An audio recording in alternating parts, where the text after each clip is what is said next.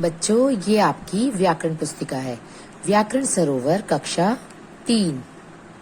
सुप्रभात मेरे प्यारे बच्चों, आज हम करेंगे पाठ 3 शब्द विचार।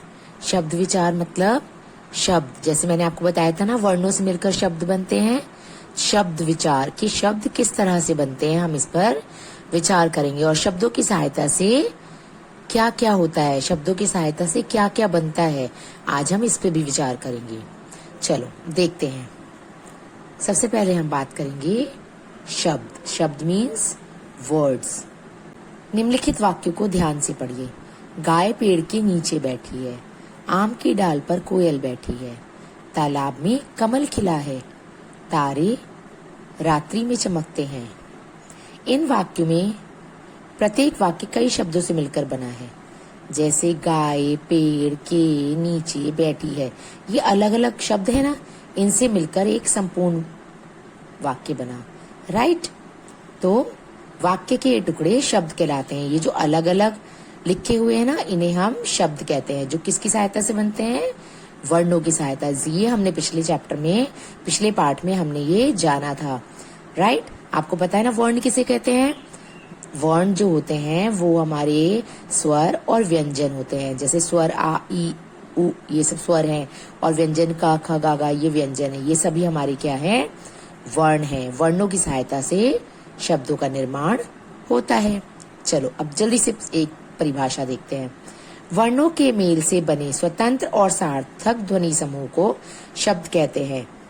यानी वर्णों की सहायता से जब हम एक शब्द का निर्माण करते हैं जिसमें वो स्वतंत्र और सार्थक हो, जो शब्द का निर्माण हम करें वो सार्थक भी होना चाहिए, सही भी होना चाहिए और स्वतंत्र भी होना चाहिए, जो किसी के बाध्य नहीं होता। ऐसे समूह को हम शब्द कहते हैं। जैसे कमल, तालाब, आकाश, पेड़, तारे आदि। ओके, ना हम देखते हैं शब्दों के प्रकार। जैसा कि हम कह सकते हैं, वर्णों का ऐसा मेल शब्द कहलाता है जिसका कोई निश्चित अर्थ हो। राइट? सही है ना? जब हम कोई वर्णों को जोड़ के शब्द बनाते हैं तो उस शब्द को, जो हमने शब्द बनाया है, उसका कुछ अर्थ भी तो होना चाहिए। अगर उसका कोई अर्थ नहीं है तो वो बेकार है। जैसे अगर मैंने बोला तालाब, एक शब्द है और इसका एक अर्थ भी है, तालाब यानी कहीं जिसमें पानी भरा होता है उसे हम तालाब कहते हैं। राइट? अगर मैं इसकी जगह बोलूं लबात या लाताब, लाताब, लाताब क्या होता है? क्या लाताब कोई शब्द है? नहीं है। राइट? तो आज हम यही जानेंगे कि शब्द कितने प्रकार के होते हैं और उनका प्रयोग कैसे होता है।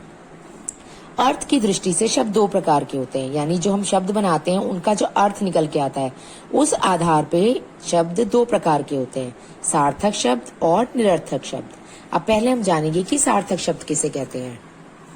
सार्थक शब्द, जिन शब्दों का कोई अर्थ होता है उन्हें सार्थक शब्द कहते हैं। जैसे मैंने अभी आपको बताया, जैसे अगर हम बात करें सार्थक शब्दों की, तो अगर मैंने एक शब्द बोला लड़का, इसका अर्थ है लड़के के बारे में बात हो रही है। लड्डू यानी खाने की एक वस्तु, बकरी यानी एक जीव जंतु, राइट, एक जानवर, इसका अर्थ है।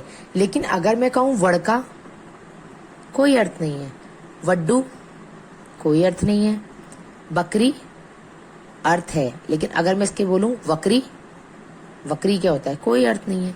तो ऐसे शब्द जिनका एक अर्थ होता है वो सार्थक शब्द कहलाते हैं, और जिनका कोई अर्थ नहीं होता शब्दों का, वो निरर्थक शब्द कहलाते हैं। जिन शब्दों का कोई अर्थ नहीं होता उन्हें निरर्थक शब्द कहते हैं। जैसे वड्डू, हम कहते हैं पानी, अर्थ है, लेकिन अगर हम कहते हैं वानी तो कोई अर्थ नहीं है। चल, अर्थ है। वल, कोई अर्थ नहीं है। तो जिन शब्दों का अर्थ होता है वो सार्थक शब्द होते हैं, जिनका अर्थ नहीं होता वो निरर्थक शब्द होते हैं। चलो बच्चों, अब आप ये समझ चुके होंगे ना कि अर्थ की दृष्टि से शब्द दो प्रकार के होते हैं, सार्थक और निरर्थक। अब प्रयोग की दृष्टि से हम अपने नेक्स्ट वीडियो में जानेंगे। यहाँ तक आप सभी को समझ में आ गया है ना? चलो हम फिर मिलेंगे। धन्यवाद। आपका दिन शुभ हो।